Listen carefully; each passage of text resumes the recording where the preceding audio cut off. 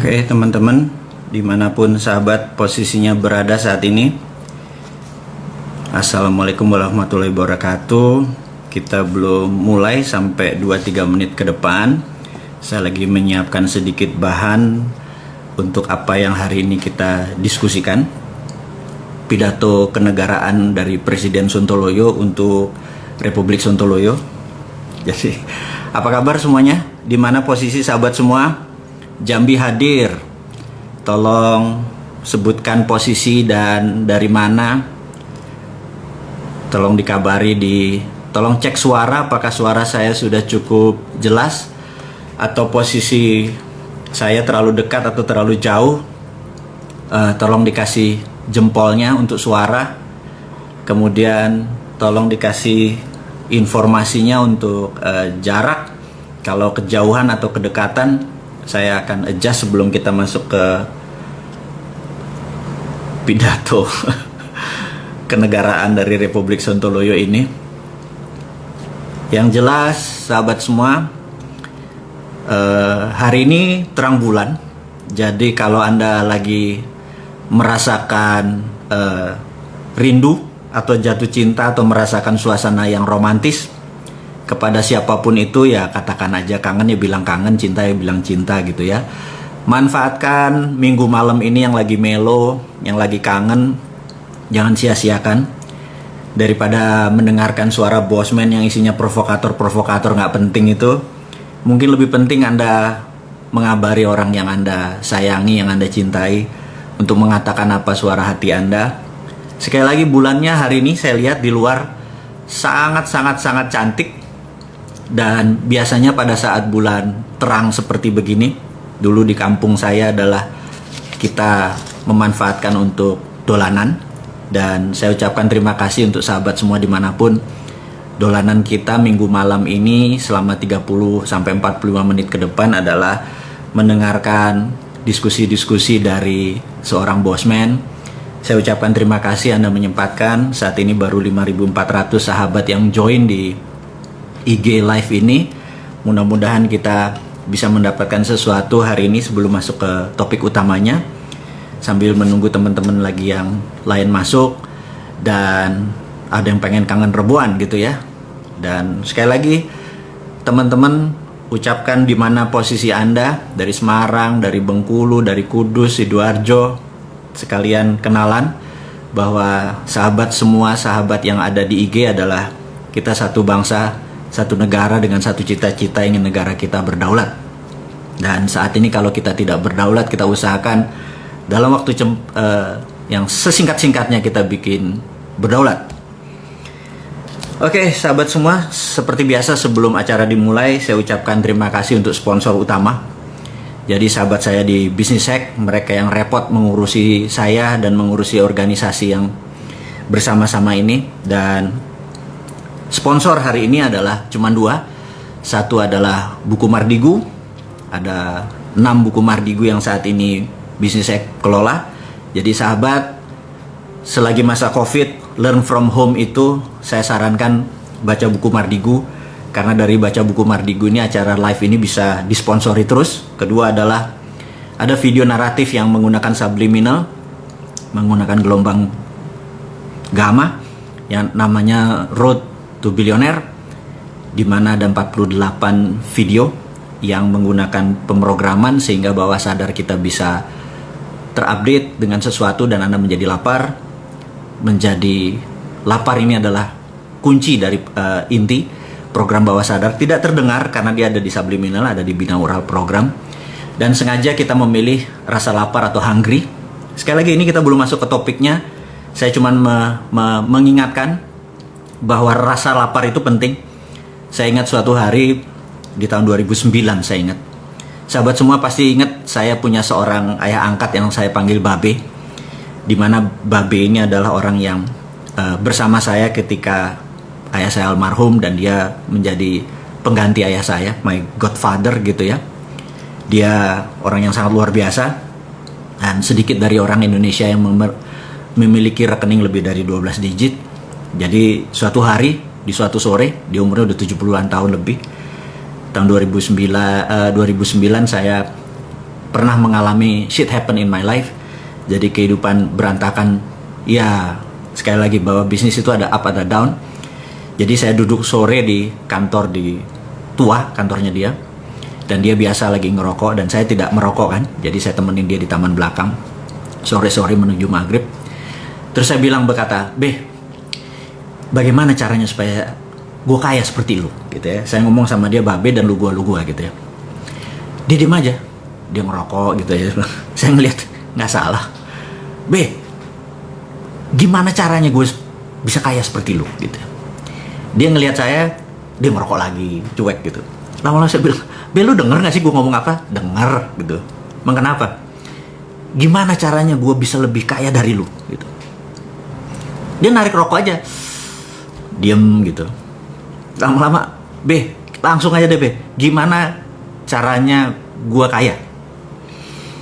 Maka dia nengok saya, rokoknya dia matiin, dia bilang, lo lapar nggak? Lapar. Seberapa lapar? Lapar banget. Lalu apa jawaban dia? Dia ngeliat saya lagi, dia diem lagi. Jadi gimana? Gue lapar nih. Apa jawaban dia? Kalau lo lapar, lo nggak butuh gue. Lo tahu cara cari makan dan lo tahu cara kaya.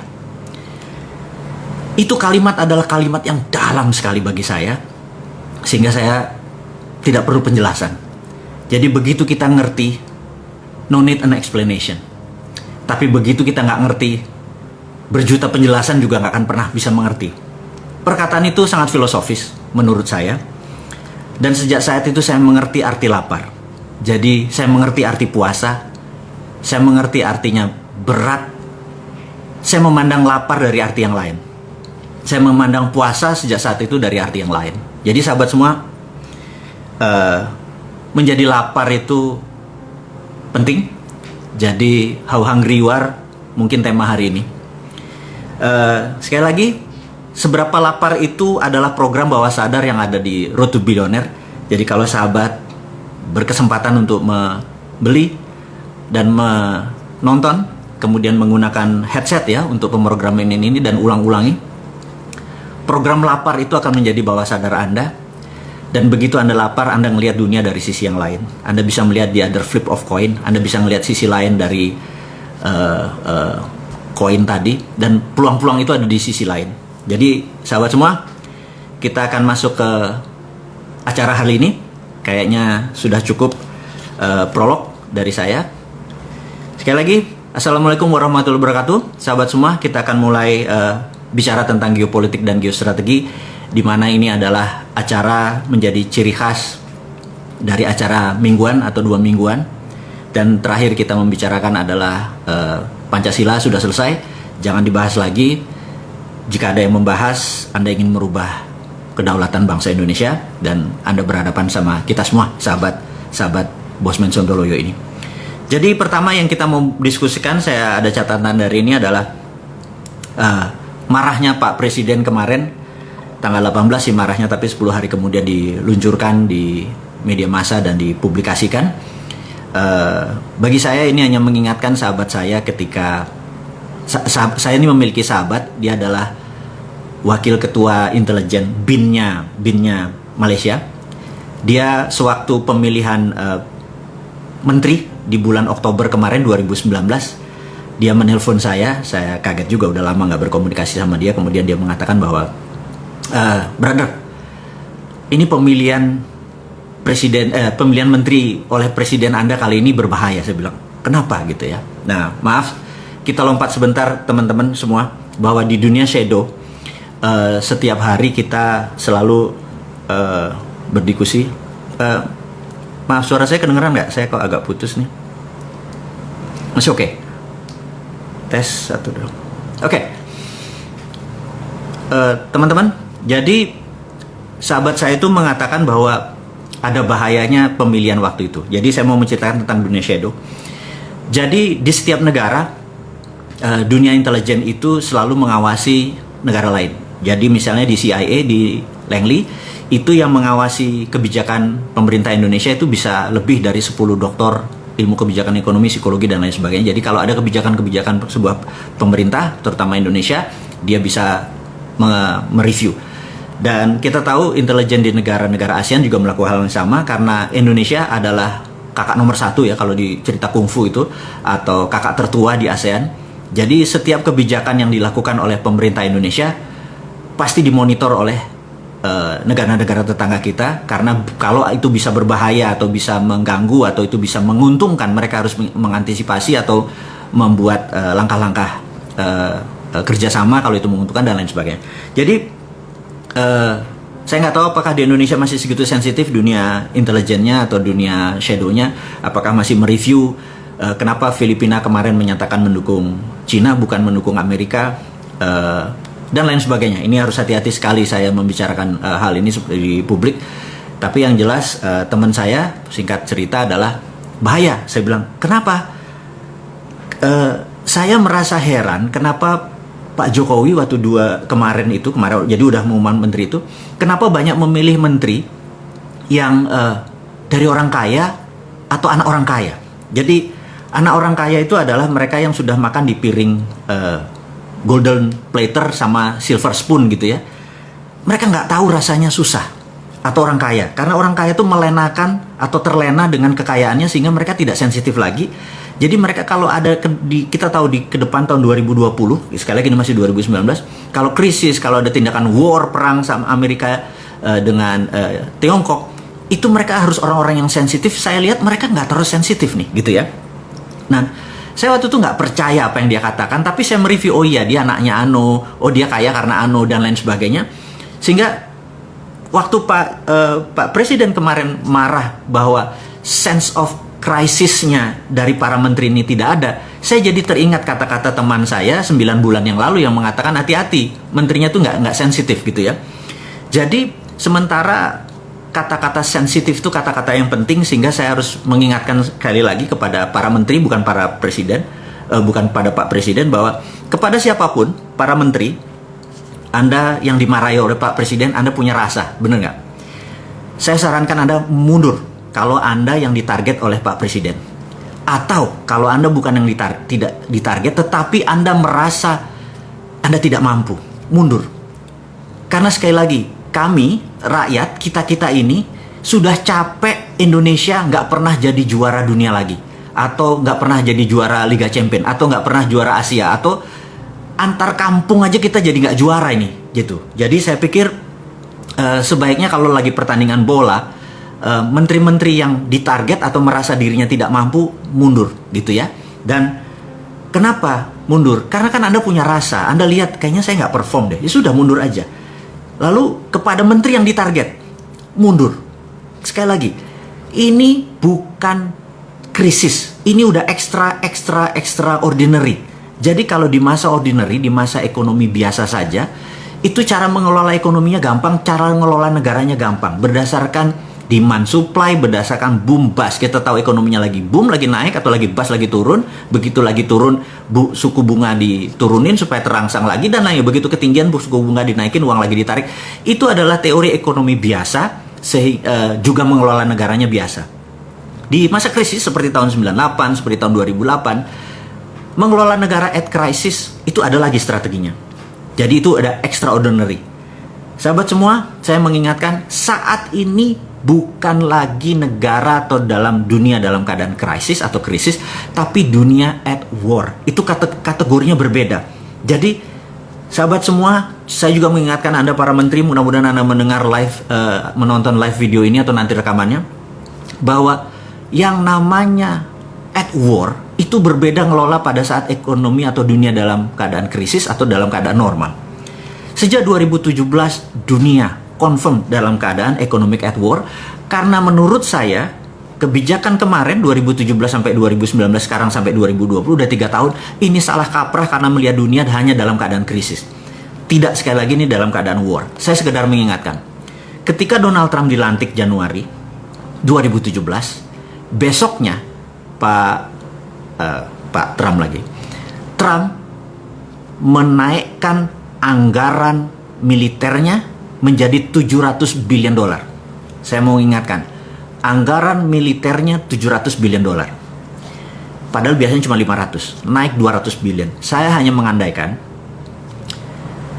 anggaran Menteri Pertahanan di Indonesia, anggaran militernya di Indonesia adalah 135 triliun rupiah, atau kalau didolarkan adalah 9 billion dolar. Indonesia anggaran militernya hanya 9 billion dolar. Sementara Amerika dalam 1 tahun nilainya 700 billion. Sahabat semua, saya sekedar mengingatkan bahwa jika seluruh anggaran militer dunia digabung, Tiongkok yang 200 billion, Jepang, Korea Selatan, Australia, semua di total, itu masih lebih banyak anggaran militer Amerika. Dan Amerika memang mendominasi militer, mendominasi. Dan keesokan harinya, dia mengangkat Pompeo menjadi Direktur of CIA, orang number one CIA. Dan kita tahu, dunia militer itu ada dua. Yang satu kombatan atau perang atau pakai bedil, di mana 60% dari anggaran yang 700 billion tersebut untuk kombatan, yang 40% adalah untuk CIA operation. Ini mengagetkan dunia karena artinya pada saat itu Trump sudah mendesain Amerika dalam keadaan war atau perang. Disinilah preparationnya Amerika sudah matang. Kemudian 2017 akhir 2018 awal, Amerika declare trade war atau perang dagang karena Amerika dulu mendominasi dunia. Jadi gini, negara itu berdaulat kalau ada yang didominasi. Jadi contohnya, Korea Selatan, dia mendominasi kecantikan, make up beautician. Jadi dia gunakan K-pop dan drakor sebagai frontingnya, back endnya adalah industri kosmetik. Untuk bukti, saya tahu sahabat semua pasti penggemar drakor, drama Korea, dan kamera di dalam mengambil syuting acara drakor pasti fokus di wajahnya. Anda akan terpesona dengan wajah orang Korea yang nggak ada pori-pori tersebut, dan Anda bisa jatuh cinta karena cantik atau gantengnya orang Korea tersebut. Nggak kayak saya begini kan mukanya, ada tambelan-tambelan. Kalau mereka mulus gitu ya, jalan tol pantat bayi aja kalah mulus gitu ya. Nah, jadi itu adalah etalasenya, itu adalah front end-nya. Begitu kita terpesona, dunia terpesona, film itu disebar gratis. Itulah kalau negara kompak dengan pengusahanya. Kemudian Korea mendominasi kosmetik. Di seluruh dunia kosmetik dikuasai oleh Korea. Dan itulah namanya world domination. Dan kita tahu, military domination masih dikuasai oleh Amerika. Jadi sahabat semua, setiap negara untuk berdaulat harus ada yang didominasi. Kemudian kita tahu, China, Tiongkok, dia mendominasi trade domination. Jadi kita tahu bahwa kalau ditanya siapa yang menguasai perdagangan, Cina number one. Kemudian siapa yang menguasai mendominasi informasi teknologi, Amerika. Kemudian siapa yang mendominasi keuangan dunia, Wall Street, gitu ya. Siapa yang mendominasi currency yang transaksi dunia, 97% menggunakan dolar, gitu ya. Jadi dolar dominationnya, currency domination dipegang dolar. Jadi kalau kita lihat dari world domination, military domination dipegang Amerika, currency domination dipegang Amerika, transaksi domination kayak Wall Street atau investment dipegang Amerika, trade domination dipegang China, kosmetik, beautician dan lain sebagainya dipegang oleh Korea. Indonesia di mana dominasinya, gitu ya? Kalau kita tidak mendominasi, kita jadi victim. Karena itu saya pernah bilang bahwa kalau kita mau bermain, ada yang kita bermain. Kita ini berada di 80% wilayah kita adalah lautan, dan lautnya adalah di Katulistiwa, di mana tempat beternak atau bertelur hampir seluruh kehidupan laut adalah di wilayah yang berkarang dan seperti Indonesia ini. Sehingga kita punya teh jangan sampai di Bremen menguasai, kita punya tembakau ada di Eropa juga pasarnya atau bursanya. Kalau kita mau mendominasi, ini yang saya mau sarankan ke pemerintah sekarang, kalau kita mau berdaulat, apa yang kita dominasi? Yang kita mau dominasi adalah bursa ikan.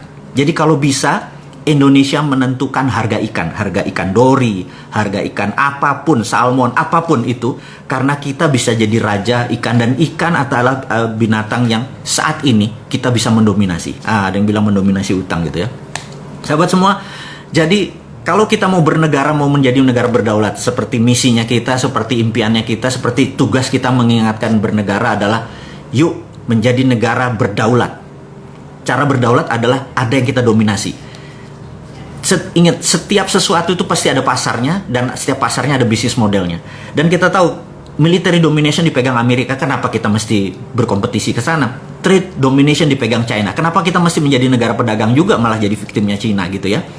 Jadi ini adalah sekedar usulan-usulan di mana sahabat semua mengerti bahwa niat kita mengingatkan pemerintah, karena saat ini saya merasa miris tidak ada satupun negarawan yang mengingatkan pada saat negara ini salah. Padahal ada senior-senior kita itu misalnya Pak Tri Sutrisno, Pak Amin Rais, Ibu Megawati. Itu kalau ada milenial melakukan kesalahan, tempeleng aja mereka, kamplengin mereka, tapi ya sangoni, ini loh cara yang benar. Setelah dinasihati, ini cara yang benar.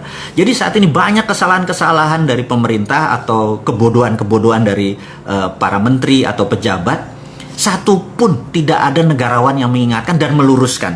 Jadi apalah kita ini, komunitas kita ini tidak anti pemerintah. Kita ingin negara kita berdaulat, itu kita peringati dan kita kasih cara yang benar. Jadi sahabat semua, kita nggak akan lelah mencintai negara ini, walaupun negara ini dikelola oleh pengusaha yang saat ini, penguasa yang saat ini mungkin sebagian mencintai negara lain. Nggak apa-apa. Kita pokoknya terus aja berjuang. Jadi kembali ke marahnya presiden. Jadi ada baiknya menteri-menteri tersebut mundur, karena siapa yang harus mundur? Anda merenung deh, ada 40-an sekitar menteri 34 dan beberapa pejabat yang di teras tinggi negara. Pakai hati lah, karena sekali lagi Anda kan punya hati, Anda tahu rasa, karena itulah penting buat kita. Jadi kalau bahasa Jawa tuh sejati roso sukmo sejati, itu adalah, jadi kesejatian tertinggi itu adalah kalau Anda punya rasa. Dan saya yakin semua orang punya rasa. Jadi gunakanlah sukma sejati Anda, yaitu rasa, sehingga negara ini bisa berjalan dengan baik, yaitu mundurlah menteri-menteri yang tidak kompeten gitu ya. Oke.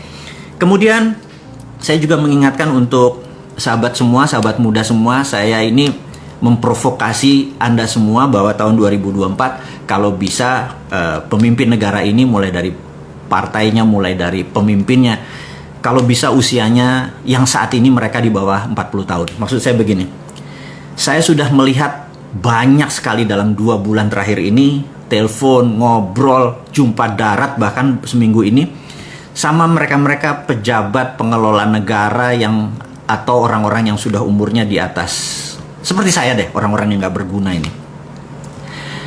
Saya kalau ngobrol sama mereka, mereka sudah butek dengan apa yang terjadi di Indonesia, di negara kita ini. Karena mereka sudah semua jurus mereka sudah pakai. Maka jawaban saya adalah, udahlah mundur aja kalian. Anak-anak muda ini yang di bawah 40 tahun sekarang, yang milenial itu bisa ngelola negara lebih baik dari Anda semua. Itu kata saya dalam hati. Saya sampai bingung begitu mengatakan, mengelola negara itu kita harus melihat current account kita, harus melihat cadangan devisa kita. Saya dalam hati, itu ilmu lama itu mah gitu, udah nggak kepake gitu. Terus kita harus melihat inflasi. Saya bilang, inflasi. Saya bilang, saya cuman mau membicarakan begini, inflasi ya, bicara inflasi. Kalau harga Innova 200 juta, tapi nggak ada yang bisa beli Innova, mending mana? Harga Innova 1 miliar, tapi semua orang bisa beli Innova. Anda jawab sendiri deh. Harga 1 miliar tapi semua orang bisa beli Innova, atau harga 200 juta tapi nggak ada yang bisa beli Innova. Pilih mana? Saya pilih yang pertama tadi, mendingan 1 miliar harganya mahal Innova, tapi semua orang bisa beli. Harga beras di Jepang itu 50.000 seliter, tapi semua orang bisa beli. Di Indonesia harganya 10.000, nggak semua orang bisa beli. Lalu apa inflasi gunanya gitu? Bagi kita kan perut kita kenyang, bener nggak? Hati kita enak, bernegara dan berkehidupan jadi santai gitu. Sekarang tegang semua. Kemudian kita tahu Menteri Keuangan kita ini kan jagonya fiskal, jagonya pajak. Di economic at war, kita tidak memerlukan pajak karena pada saat negara lagi perang, yang dibutuhkan adalah survival of the nation. Bagaimana negara ini supaya tetap hidup, survive itu kalau mikirin pajak dikenceng-kencengin terus, kita malah nggak bisa kerja. Pada saat ini harusnya, kalau pada saat economic at war, negara itu harusnya dikelola berdasarkan monetary. Jadi bukan fiskal, tapi pakai sistem moneter. Mau printing money kek, mau apapun itu, pakai kebijakan moneter. Jadi saya menyarankan Pak Presiden, boleh ya diganti kebijakannya. Boleh tetap ibu yang sekarang, tapi kebijakannya pakai moneter. Atau ganti orang baru. Itu saran saya loh ya, jangan ambil hati. Bu Menteri, maaf loh ya. Ini kan pendapat pribadi, saya nobody kok. Jadi saya cuma mengingatkan bahwa di Economic Act War kita harus menggunakan pendekatan moneter. Contoh nih ya, karena pendekatan moneter itu tujuannya adalah diproduksi. Kalau pendekatan pajak isinya nangkepin orang yang bekerja. Jadi pada saat Economic Act War, sekali lagi gunakan kebijakan moneter, printing money untuk hal yang produktif. Nanti kita akan sampai sana. Kita mau mengingatkan dulu teman-teman yang muda ini, di mana Anda 4 tahun lagi adalah pengelola negara ini. Dan pada saat Anda mengelola, saya cuma ingatkan, pastikan tidak ada orang tua bersama Anda atau membantu Anda sebagai penasehat boleh. Tapi jangan masuk ke struktur. Orang kayak saya buang aja. Orang seumur saya atau di atas saya buang aja semua. Gitu ya, itu nasihat saya pertama. Kenapa? Karena Anda mengerti bagaimana mengelola negara ini. Jadi Anda lebih pas. Kenapa?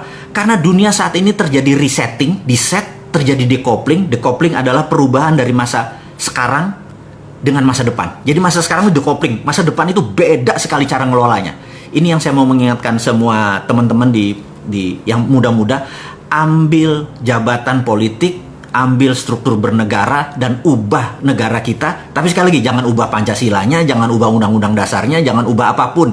Yang Anda rubah adalah how-nya, caranya. Dasar negara udah selesai, caranya, how-nya. Dan orang-orang tua yang saat ini udah bingung semua sebenarnya. Mereka udah nggak ngerti. Jadi sekali lagi, saya takut 4 tahun ke depan kita belangsak gitu ya. Nah, how the world work? Bagaimana cara dunia bekerja, saya mau ingatkan. Bahwa dari dulu sejak tahun 44 pada saat diputuskan pemenangnya adalah pemenang dunia kedua adalah Amerika CS dan sekutu, mereka adalah negara pemenang perang, mereka yang mengatur dunia. Jadi bedakan tahun 45 ke belakang sama tahun 45 sampai sekarang. Tahun 45 sekarang itu yang mengatur adalah pemenang perang dunia kedua. Jadi siapa pemenang perang dunia kedua? Amerika dan sekutu. Dan mereka mengaturnya begini. Satu, currency-nya harus pakai dolar gitu ya. Kedua, mendirikan IMF. Ketiga, mendirikan World Bank. Dan ingat, kantor IMF di mana? Di Washington DC. Kantor World Bank di mana? Di Washington DC. Artinya semuanya di bawah pinter Amerika. Saya mau lanjutin lagi. Kemudian IMF itu emang isinya semua negara. Jadi Indonesia saya lupa punya berapa persen, si Tiongkok punya berapa persen. Dan syarat resolusi di IMF untuk menerbitkan sebuah resolusi, misalnya kasih pinjaman ke Bank Indonesia, kasih pinjaman ke Malaysia, ke Singapura, harus disetujui secara resolusi. Dan resolusinya menarik. Suara itu harus 75%. Jadi di bawah 75% resolusi itu tidak jalan. Dan sahabat semua sekedar mengingatkan, suara Amerika itu 26%. Jadi kalau seluruh dunia setuju, nilainya cuma 74%. Artinya kalau Amerika nggak setuju, resolusi itu tidak keluar. Jadi saya mau ulangi lagi, IMF siapa yang punya? Oke, udah pinter semua ya, Amerika. Jadi ya, sekedar mengingatkan supaya ingat. Jadi how the world, cara dunia bekerja udah paham ya. Dolar, IMF, kontrol money, kontrol currency, semuanya dolar, semuanya Amerika. Kemudian Amerika membagi negara Eropa dan Amerika sebagai negara produsen. Negara produsen harus ada sumbernya. Sumbernya adalah Eropa dari Afrika, itu bahan bakunya. Bahan bakunya Amerika ada di Amerika Latin, itu bahan bakunya untuk negara produsen. Negara Timur Tengah adalah negara energi. Dan negara sisanya, Tiongkok, India, ASEAN adalah market. Jadi harus diingat, negara produsen harus kaya, negara yang diambil bahan bakunya oleh sumber bahan baku ini harus miskin. Jadi Amerika Latin harus miskin, lihat aja. Penuh hutang itu yang namanya Argentina, Brazil, dan lain sebagainya itu perang terus, ada kartel, ada drug, ada segala macam, dan Afrika juga perang terus. Ingat, karena dengan perang ini mereka bisa kontrol. Anda ingat ya, kurang ajar ya. Ini sekali lagi, ini semua by design. Jangan bilang ini karena ini wayai ngono. Enggak, ini by design. Jadi, lalu negara market itu tidak boleh miskin, tapi tidak boleh kaya. Jadi kita di trap di tengah. Jadi saat ini Indonesia misalnya negara upper middle, jadi kita dapat $4.000 kira-kira.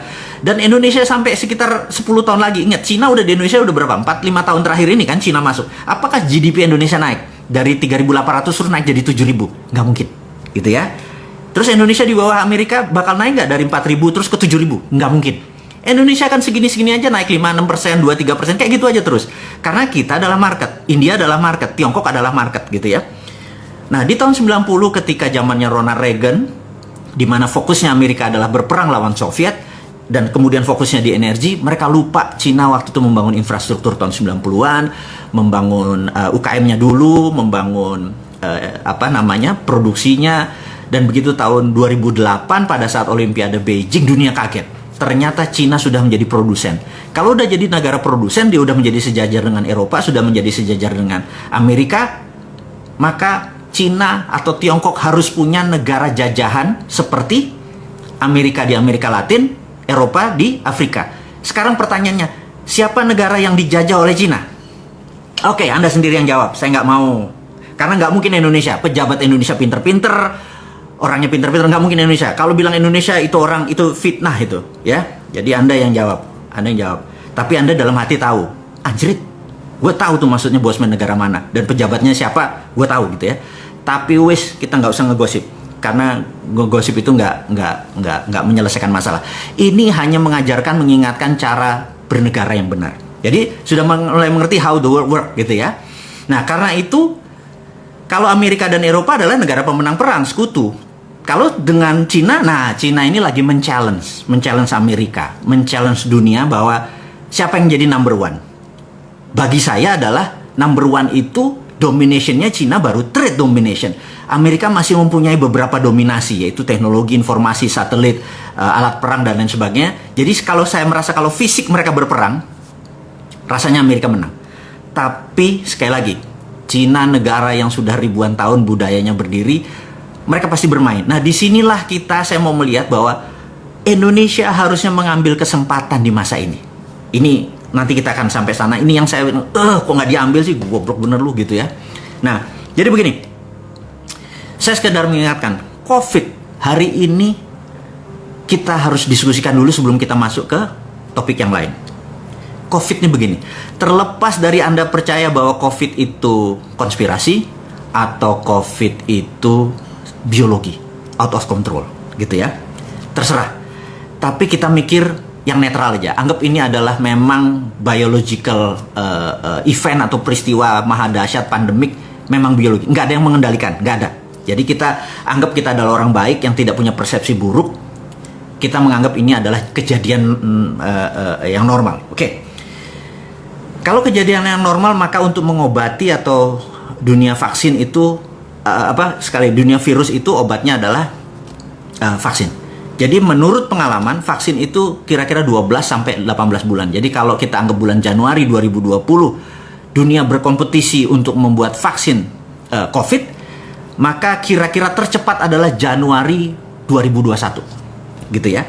Seluruh dunia saat ini sedang melakukan hal yang sama, bagaimana menciptakan vaksin untuk mengalahkan COVID. Jadi kalau 2021 katakanlah negara Prancis atau katakanlah Singapura duluan ternyata menemukan COVID tersebut, vaksin COVID tersebut. Jadi begitu dia menemukan di Januari 2021, kemudian dia akan mencetak secara komersial. Jadi dia akan membuat pabrik, dia akan menambah produksi dan lain sebagainya. Kira-kira tambah 6 bulan. Jadi Juli 2021 baru vaksin itu untuk negaranya dan daerah sekitarnya. Dan kira-kira untuk merata di seluruh dunia atau the rest of the world, ini kira-kira memakan waktu sampai Desember 2021. Sahabat semua, Desember 2021 itu waktu yang lama. Ingat, baru 6 bulan aja dari Januari, ya, dari Januari sampai sekarang. Zara salah satu ini baju Zara rasanya. Zara sudah menutup 1.200 outletnya di seluruh dunia. Airbnb yang tadinya 12 tahun ini menguasai dunia hospitality di luar hotelier, tahu-tahu musnah hanya dalam 6 minggu. Gitu ya. Dan kita tahu Patek Philippe, Rolex, Hermes, Chanel, barang-barang mewah tadi ya, Ferragamo dan lain sebagainya berhenti produksi. Karena barang mewah saat ini orang nggak mau pakai Chanel, nggak mau pakai Gucci, mau ngapain lo gitu ya, nggak kemana-mana gitu. Walaupun sekarang COVID sudah selesai atau banyak yang melepas PSBB-nya, tapi COVID-nya belum hilang dan banyak orang-orang yang merasa ntar aja deh gitu ya. Jadi ada perusahaan misalnya Unilever katanya kemarin itu baru mulai operasi kantornya, ada yang kena COVID, kantornya tutup lagi, work from home lagi, dan ini terus menjadi bergilir sehingga ekonomi Indonesia di 6 bulan ke depan ini sangat genting. ini akan menjadi downtrend turun. Jadi saya mengingatkan sahabat semua, kalau Anda punya uang, jangan invest dulu. Ganti ke dolar atau ganti ke emas gitu ya. Terutama emas. Hati-hati. Jangan, oh ini tanahnya murah, dia punya di bank nih harga 200 juta nih cuma 100. Sabar, 6 bulan lagi jangan tinggal 50 gitu. Gitu ya. Sabar, sekali lagi. Saya hanya mengingatkan bahwa ini worst scenario. Mudah-mudahan tidak terjadi. Jadi, apa yang terjadi kalau shit happen, Anda udah punya plan B-nya. Sekali lagi sahabat semua, saya ngomong begini kelihatannya menyeramkan, tetapi memang berangkatnya saya dari trade analysis. Saya melihat apa-apa dari worst scenario, dari skenario terburuk, dari trade analysis. Kalau itu bisa diselesaikan, ya sudah, kita aman gitu ya. Tapi kalau kita nggak tahu, jangan sampai gini loh. Saya tuh kadang-kadang kesel sama pejabat sekarang ya. Jadi di bulan Januari kita underestimate terhadap COVID. Februari masih underestimate. Jadi sebelum peristiwa terjadi, kita tuh underestimate terhadap apapun. Tapi begitu sudah terjadi, kita overestimate. Jadi begitu Januari underestimate, tahu-tahu Maret ada, wah paniknya kayak besok mau kiamat. Kita overestimate. Terus sekarang balik underestimate lagi, gitu ya. Sama seperti, akan pernah nggak di Laut Natuna Utara? Saya nggak mau lagi menyebut Laut Cina Selatan. Laut Natuna Utara gitu ya. Enggak mungkin perang lah, mereka damai segala macam. Tapi kita underestimate, begitu perang beneran, wah kita overestimate gitu ya. Di zaman Pak Harto, di zaman senior-senior kita, itu terbalik. Sebelum kejadian mereka overestimate. Begitu kejadian mereka udah tahu counternya gitu ya. Kembali kita sama, kita sekarang overestimate aja dulu deh. Anggap COVID ini sampai 2021 baru selesai. Anggap itu dulu, vaksinnya baru ada. Jadi kita harus sudah nyiapin 1,5 tahun ke depan ngapain. Overestimate, kalau nggak kejadian nggak apa-apa gitu ya. Nah, kembali ke apa yang harus dilakukan. Jadi saat ini, sekarang kita balik. Kita tambah lagi, bukan dibalik. Gimana kalau benar-benar COVID ini ada skenarionya? Ada globalis yang ingin mengontrol dunia, yang merasa bahwa negara itu less important, nggak terlalu penting. Control the people itu yang menjadi penting. Dan mereka menganggap cara mengontrolnya adalah dengan memberikan reign of terror. Atau mengirimkan teror, dengan teror tersebut dunia panik. Dunia panik akhirnya solusinya di mereka. Teknologi, medicine dan lain sebagainya.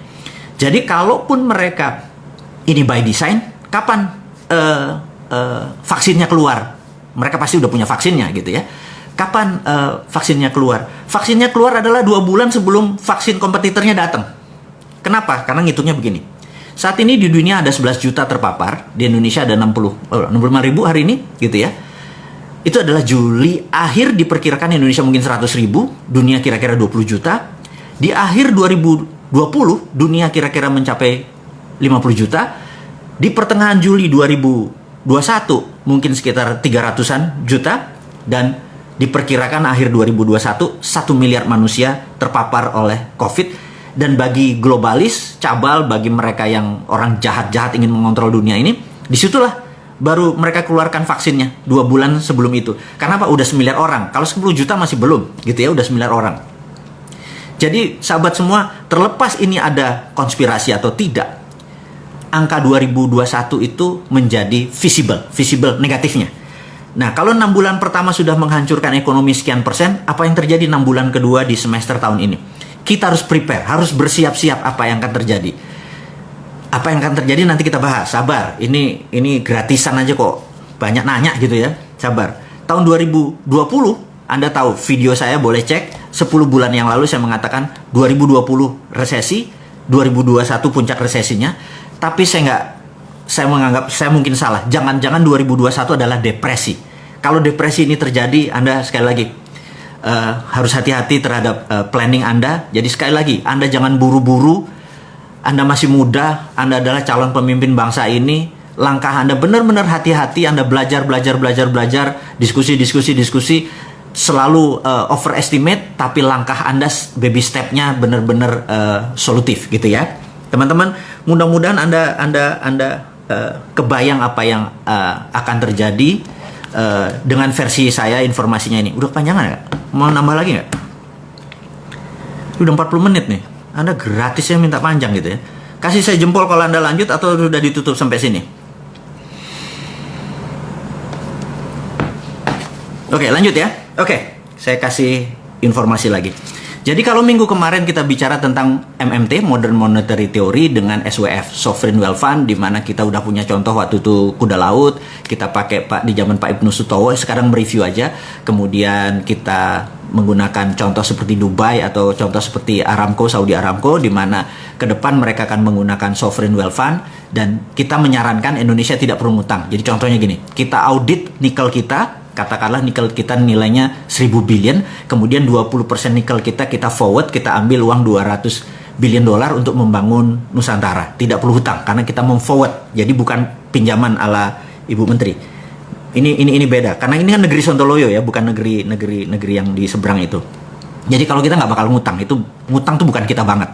Ngutang tuh bukan anak milenial. Anak milenial tuh cash gitu ya. Karena kita kaya, bener nggak? Ngapain ngutang? Terus kedua adalah mengenai printing money. Printing money ini menjadi penting.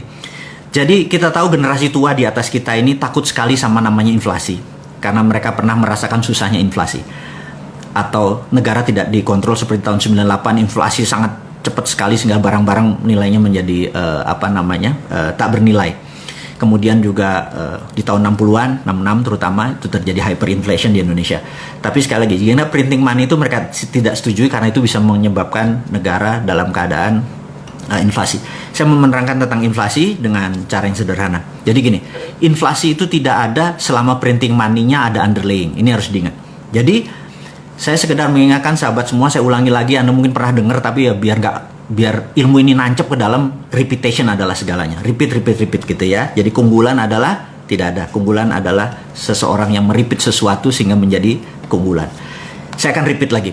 Jadi kita tahu di awal tahun 89 terjadilah dialog yang sangat menarik di mana Deng Xiaoping pada saat itu pemimpin Cina sedang berhadapan dengan demo masyarakat Cina yang pengen negaranya menjadi demokrasi. Kemudian ada 11 jenderal dari Partai Komunis Cina yang menghadap Deng Xiaoping bilang, lebih baik kita tidak menjadi negara demokrasi, mereka kita babat.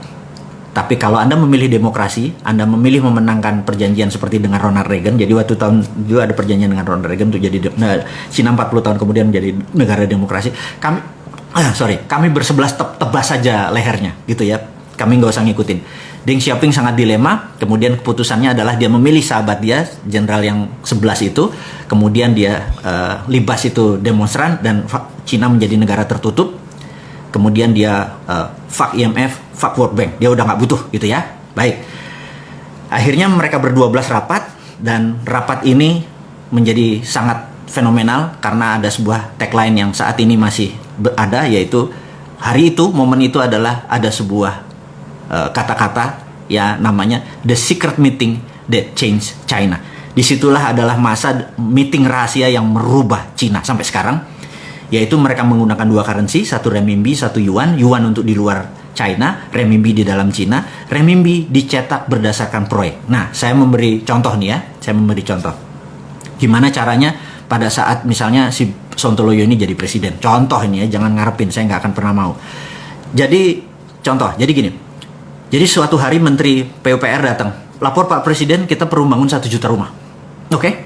Terus Menteri BUMN, Anda perlu berapa? Perlu 100 triliun Pak. Oke, Menteri Keuangan print 100 triliun, kasih Menteri BUMN, kemudian Menteri BUMN itu akan membagikan uang 100 triliun itu kepada pabrik, misalnya pabrik baja untuk besi, pabrik kusen kayu, pabrik paku, pabrik bata, dan semua tidak boleh ada unsur impor. Jadi semuanya lokal, dan begitu bangunan itu dibangun jadi tidak boleh ada bunga. Orang bayar tidak boleh ada bunga. Kemudian tidak boleh harga dinaikkan. Jadi misalnya 1 meter persegi dari bangunan tersebut adalah 3 juta per meter, makanya 100 meter persegi ya 300 juta. As it is. Kemudian begitu masyarakat membeli, uang itu diambil, Menteri BUMN kasih ke Menteri Keuangan. Setiap uang masuk bakar, Kemudian 5 tahun kemudian begitu gedung jadi, gedung itu dibeli oleh masyarakat, uangnya masuk lagi, bakar senilai yang sama. Apa yang terjadi? 100 triliun tersebut dibakar, kemudian underlay-nya adalah perumahan yang 1 juta unit tadi. Inflasinya di mana? Nggak ada. Itulah yang dibangun oleh Cina. Kenapa Cina segitu besar? Jadi Cina membangun itu berdasarkan project. Print renminbi proyek. Dulu renminbi dan yuan itu benda yang berbeda. Tapi sekarang 30 tahun kemudian renminbi dan yuan satu, udah nggak kita bicarakan lagi. Nah, kemudian begitu Amerika saat ini perang sama Tiongkok, apa yang dilakukan oleh Amerika? Amerika bisa melakukan dollar reserve value. Apa itu dollar reserve value? Dollar reserve value itu begini. Cadangan devisanya Cina berupa dolar sekitar berapa? 2 triliun dolar atau 2000 billion. Apa yang terjadi kalau dolar dipotong jadi separuh sehingga nilai devisa dia menjadi separuh? Indonesia yang 130 billion dolar dipotong separuh, bubar Indonesia ini langsung, nggak bisa beli minyak, nggak bisa beli pangan dan lain sebagainya. Jadi sangat sensitif begitu devisanya dipotong. Apa yang Cina lakukan saat ini? Dia menciptakan e-renminbi. E-renminbi ini adalah digital renminbi, new printing money. Jadi Amerika mau potong separuh, bodo amat, gue udah punya. Gitu ya. Nah, jadi saya sarankan kepada Pak Presiden, teman-teman kita sepakat di Republik Sontoloyo ini untuk mengingatkan Presiden kita di negara tetangga itu bahwa kalau mau keluar dari masalah bangsa Indonesia, print money, gunakan e-rupiah. Base-nya apa? Kalau e-rupiah kan digital, gunakan blockchain. Karena blockchain itu kan trusted open ledger, sehingga uang keluar kemanapun bisa. Waktu kita menganggap ini sudah cukup beredarnya, kita tarik kembali dengan strategi blockchain, ketarik juga. Sehingga tidak ada inflasi. Inilah solusi untuk menolong bangsa ini untuk menjadi bangsa yang besar, melebihi Tiongkok, melebihi Amerika dalam waktu sekejap. Jadi, hater dan buzzernya Bosman itu adalah kaki tangannya Amerika dan Tiongkok yang tidak pengen Indonesia berdaulat. Dan sahabat semua, Anda jangan takut untuk proyek ini dikorup. Anda itu berpikir kuno. Kalau ada berpikir, nanti gimana dikorup? Nggak mungkin dikorup karena ini pakai blockchain. Dan nggak mungkin dikorup karena ini ada underlayingnya. Sekali lagi, sahabat semua, lupakan cara berpikir lama. Lupakan inflasi, lupakan itu namanya dikorup segala macam. Ini blockchain. Dan strategi ini simple, negara tidak usah menggunakan infrastruktur yang lama, gunakan infrastruktur yang baru. Gunakan infrastruktur yang baru. Caranya bagaimana? Saya punya sahabat, saya punya sahabat begini. Sahabat saya manggil Kak Camah, dia usianya mungkin 15 tahun di atas saya. Kakak saya ini seorang wanita yang punya masalah di otaknya. Jadi kalau ternyata pas di CT scan itu ada blocking di kepalanya. Jadi tapi kalau dia dioperasi itu kemungkinan selamatnya cuma 30%. Jadi sementara kalau dia lagi kesakitan, itu painkiller termahal pun tidak bisa menyembuhkan rasa sakitnya. Jadi apa yang terjadi? Begitu dia sakit, dia bisa pingsan. Kemudian gimana solusinya? Dia dioperasi, chance peluangnya kecil, sementara di kepalanya ada blockage atau pemblokan. Jadi kalau di jam 9 malam dia mulai ngebatik, pakai canting dia ngebatik gitu ya. Tidur jam 3 pagi atau habis subuh dia baru tidur. 2 tahun kemudian dia merasa heran, kok selama pusingnya atau penyakit kepalanya nggak hilang gitu ya. Kemudian dia ke Singapura untuk CT scan. Sahabat semua, apa yang terjadi? Allah itu luar biasa. Jadi ini otaknya dan jaringan saraf yang keblok tadi, tahu-tahu tumbuh jaringan baru, masih kecil. Itulah yang membuat solusi sehingga dia bisa normal kembali gitu ya. Jadi dia menciptakan saraf baru. Nah, pada saat ini Indonesia seperti bloknya otak tadi. Kalau pakai cara yang lama nggak selesai negara ini. Jadi apa solusinya? Solusinya adalah gunakan jalur baru. Lupakan yang lama, biarin yang lama, biar orang yang lama, yang politikus apa segala macam biar di sini. Kita yang muda-muda gunakan jalur baru. Itulah yang akan kita lakukan segera, gunakan e-rupiah. Jadi sahabat, rasanya kalau bisnis seperti apa yang kita sebut tadi atau ekonomi seperti tadi kelihatan gampang. Sesungguhnya segampang itu. Yang dibikin rumit itu mereka supaya kita anak muda, atau Anda, bukan saya udah tua. Yang anak muda seperti kalian semua itu tidak mau mengelola negara ini. Sahabat, adik-adikku, ambil 4 tahun lagi Anda yang harus berdaulat. Kalau ini nggak dipakai juga e-rupiah, kita tunggu 4 tahun lagi dengan sabar. Saya kasih itu semua. Dan jangan harap saya minta posisi. Anda yang lebih berdaulat. Saya cuma mau ngewirit jagongan aja lah. Makan jagung di rumah, guyang-guyu, ketawa-ketawi. Itu membuat umur saya mungkin jadi 100 tahun. Daripada saya harus berada di tengah-tengah Anda yang muda-muda, saya malu. Gitu ya. Jadi, sahabat semua, di ujung pembicaraan topik hari ini, semoga sahabat semua berkenan, semoga sahabat semua bisa menjadi panji-panji pejuang-pejuang digital patriotism, di mana kita akan merebut kembali kedaulatan, tidak mulai dari kapanpun, tapi dari sekarang. Anda harus terus belajar, Anda terus semangat. Sekali lagi, COVID itu ada, dan kita harus nggak boleh kalah dengan COVID. Globalis itu ada, kita nggak boleh kalah dengan globalis. Kita harus punya strategi itu. Kita terus berjamaah, kita terus saling kontak, kita terus selalu bersama-sama. Akhirul kalam dari saya ucapkan